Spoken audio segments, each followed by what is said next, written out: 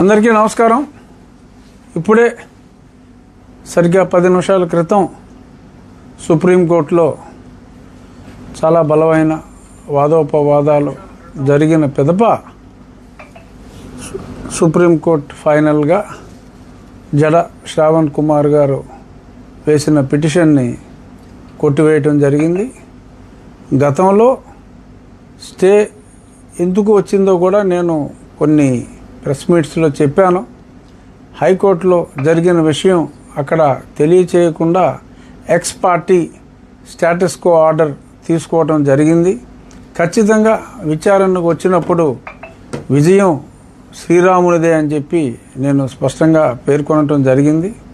ఈరోజు హైకోర్టులో ఉన్న ఆర్డర్స్ అన్నీ కూడా హైకోర్టులో 3 బెంచుల్లో కూడా మరి తోసిపుచ్చిన తర్వాత ఆ సమాచారం అక్కడ పెట్టినందువల్ల ఈ స్టేటస్ కో వచ్చింది అని ఇక్కడ ఉన్న హైకోర్టు ఆర్డర్స్ని మా న్యాయవాది సుయోధన్, మన తెలుగు వ్యక్తి, ఢిల్లీలో స్థిరపడిన తెలుగు లాయర్ సుయోధన్ చాలా ప్రతిభావంతంగా తన ఆర్గ్యుమెంట్స్ వినిపించాడు.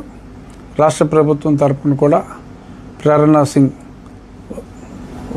మన వాదనలో వినిపించడం జరిగింది.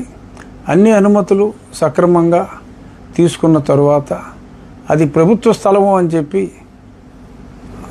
శ్రవణ్ కుమార్ గారి తరపు వాదించిన న్యాయవాదులు మాట్లాడితే 90 సంవత్సరాలుగా అది ప్రభుత్వ స్థలమే. ప్రభుత్వ స్థలంలో ఉన్న దేవాలయ స్థానంలో మళ్ళీ తిరిగి దేవాలయం కట్టుకుంటే దానికి అభ్యంతరం ఏమిటి అని చెప్పి సుప్రీంకోర్టు కూడా ప్రశ్నించి ఆ పిటిషన్ని కొట్టివేయటం జరిగింది.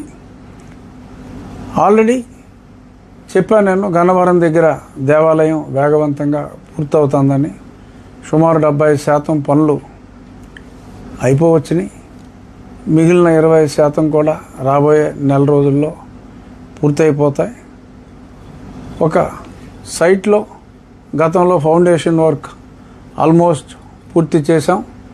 ఇంకొన్ని ఫౌండేషన్ వర్క్స్ రేపు ఉదయాన్నే మళ్ళీ తిరిగి పనులు సైట్లో పునఃప్రారంభించి 2 వారాల తర్వాత ఎరెక్షన్, అంటే ఏ రాయికి ఆ రాయి నమూనా ప్రకారం కృష్ణశిలతో గన్నవరంలో రెడీ అయిన స్టోన్స్ అన్నీ ఆ డిజైన్ ప్రకారం తీసుకొచ్చి అతి త్వరలో, అంటే మా ఎస్టిమేషన్ గతంలో చెప్పినట్టే ఎటువంటి ఆలస్యం జరగదు, నవంబర్ నెలకి పూర్తి చేస్తామని చెప్పాను.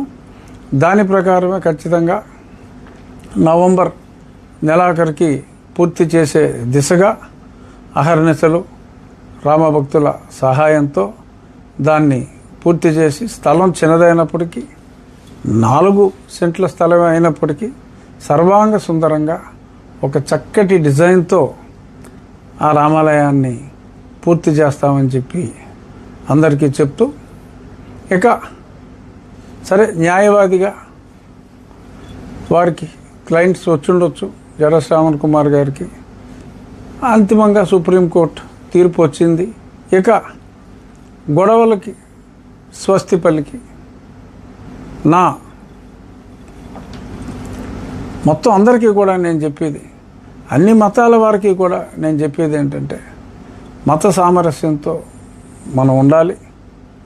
మన మతాన్ని మనం ప్రేమించుకుందాం, అన్య మతాలని మనం గౌరవిద్దాం. ఇదే ఉద్దేశంతో మేమున్నాం, ఇదే ఉద్దేశంతో అందరూ కూడా ఉండాలని. మత సామరస్యం అనేది అవసరం. ఎవరి మతానికి సంబంధించిన వారి ఆలయాలని అనుమతులు తీసుకొని కట్టుకుంటున్నప్పుడు ఎటువంటి ఇబ్బందులు పెట్టకూడదు. అనుమతులు లేకుండా కడితే ఓకే, చట్ట ప్రకారం శ్రవణ్ కుమార్ గారు కావచ్చు, ఎవరైనా చర్యలు తీసుకోవచ్చు. అలాగే అనుమతులు లేకుండా చట్ట ప్రకారం ఎవరు చేసినా కూడా అది సమంజసం కాదు.